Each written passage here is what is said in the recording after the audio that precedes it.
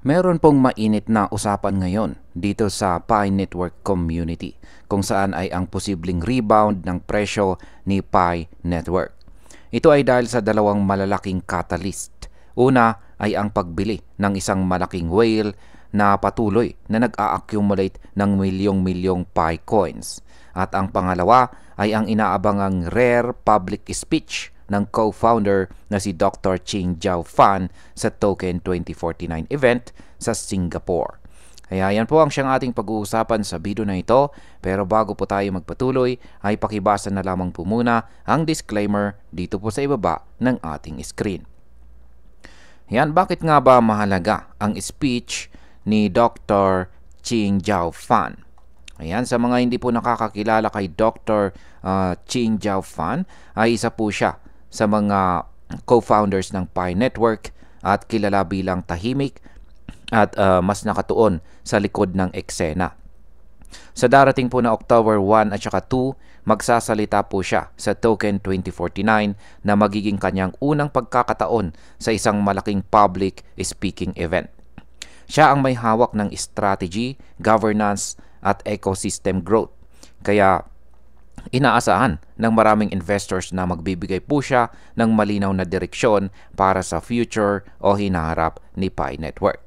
Kaya sa market impact, kapag naglabas po siya ng major announcement o partnerships, malaki ang posibilidad na sumipa ang presyo ni Pi gaya ng nangyari sa nakaraang Token 2049 kung saan tumaas ng triple digits bago i-announce ang $100 million ecosystem fund.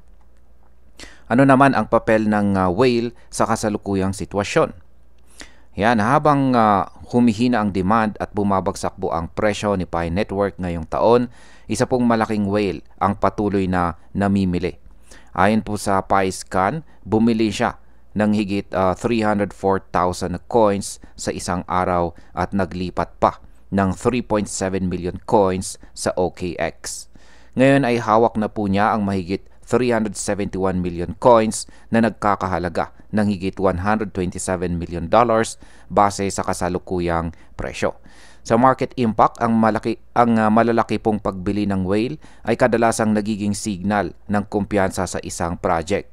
Kapag patuloy po siyang bumili, maaari pong sundan ito ng iba pang mga investors at magsimula ng bullish sentiment na siyang magtutulak pataas sa presyo ni Pi.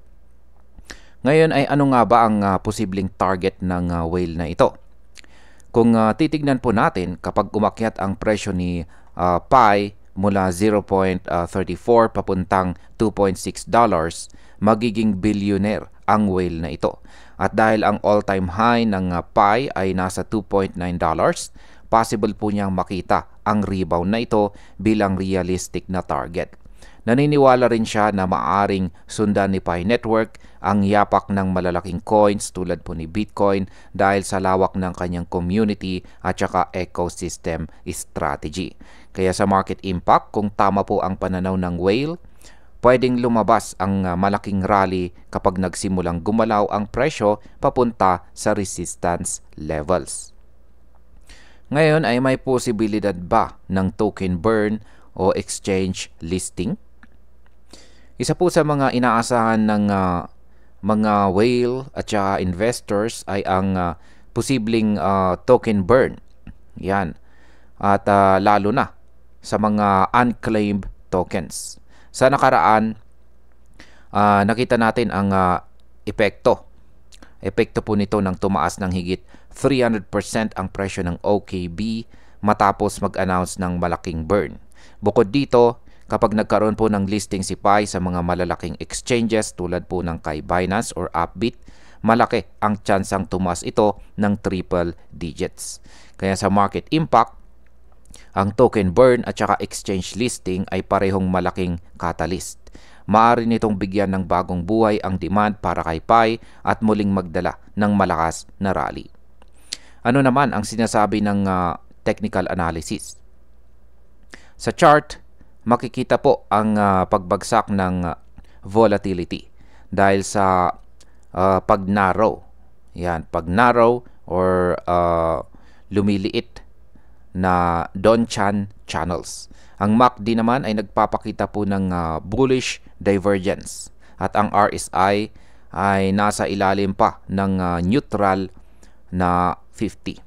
Yan yung Donchan channels ay yan po yung mismong nasa chart ng candlestick. Yan po yung kulay blue. Parang Bollinger Bands na rin. Yung RSI ay yung nasa ibaba nito at yung nasa pinakaibaba ay yan po yung MACD.